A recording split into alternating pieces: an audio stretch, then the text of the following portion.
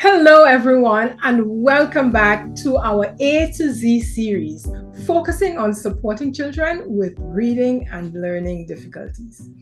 I'm Florence Callender, your educational consultant, learning strategist, and the difference in learning speaker, with over 25 years of experience in helping children overcome challenges in their educational journey. Let's start our training today by talking about what we mean when we say behavioral issues. These are actions and reactions by children that disrupt their learning environment or it impedes their own ability to learn. They can range from mild disruptions like frequent talking or daydreaming to more severe behaviors like aggression or refusal to participate in learning activities. So, what are some of the common behavioral manifestations in children with learning difficulties that you need to look out for? The first one is inattention and distractibility. And that just means that these children have difficulty staying focused on tasks. The second is hyperactivity, and that refers to constant movement or an inability to stay seated. So, for example, there was this mother who was telling me that even when her child is sleeping, he cannot stay still. He's lying on the bed and he's spinning around on the bed in his sleep. That is hyperactivity. And then there is also impulsivity. These are the children who act without thinking. They're always interrupting others. You're talking, they interrupt you. Their friends are talking, they interrupt them. They jump into the game in the middle of the game and they just want to play. They want to be involved without considering others. They're impulsive. Then you have those that have frustration and meltdowns. So they have these overwhelming emotional responses when the tasks they are faced with are challenging. I'm sure you've gone to the store and you've seen the child, a young child, whose mother perhaps told them, no, they can't have a certain thing they asked for. And they just have this meltdown right there in the middle of the floor, in the middle of the grocery aisle. They're on the floor screaming and thrashing around. That is frustration and a meltdown. And then you have the children that display the behavioral issues in avoidance. So these are the children who refuse to engage in activities because they find them difficult. So for example, the child with dyslexia, they may act out during reading activities because they feel embarrassed about their difficulty with words and they do not want their peers or even the teacher to realize that they're having that difficulty. So that child acts out. They become a clown. Or if it's their time to read, they may raise their hand to want to go to the bathroom at that time and say it's urgent, or they have a stomach ache and they need to go to the school nurse.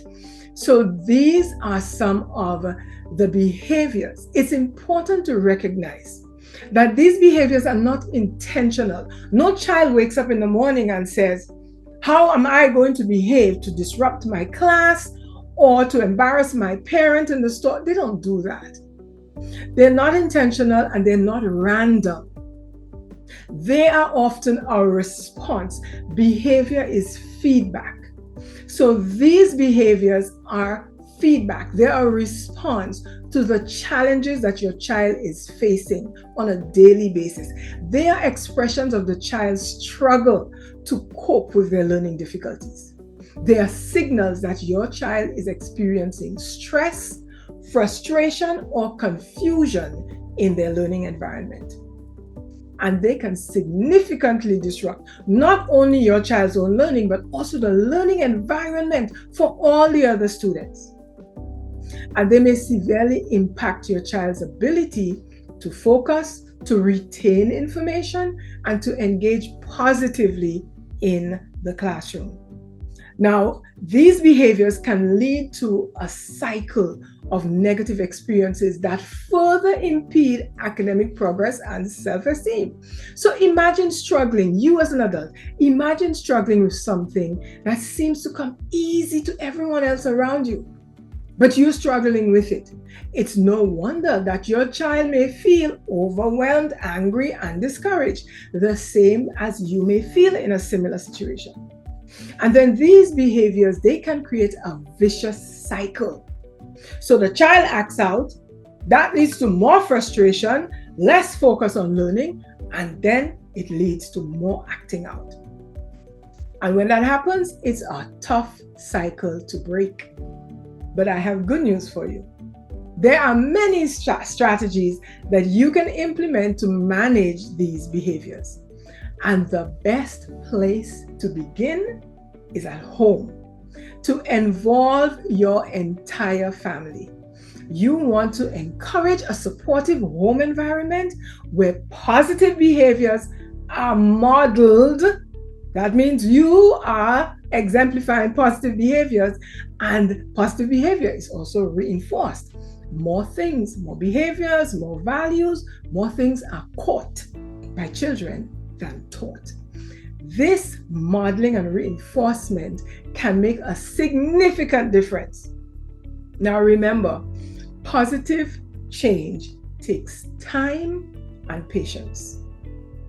But with the right strategies, you can create a supportive environment that's conducive to learning and growth for your child.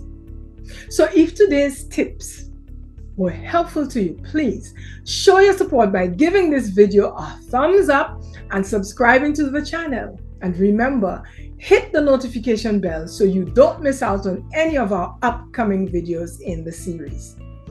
In the next video, we will be discussing the letter C and looking into the comprehension difficulties that are experienced by children with reading and learning difficulties.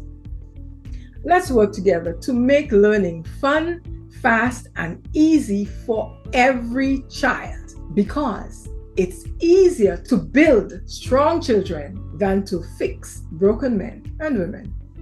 Until the next time, bye-bye now.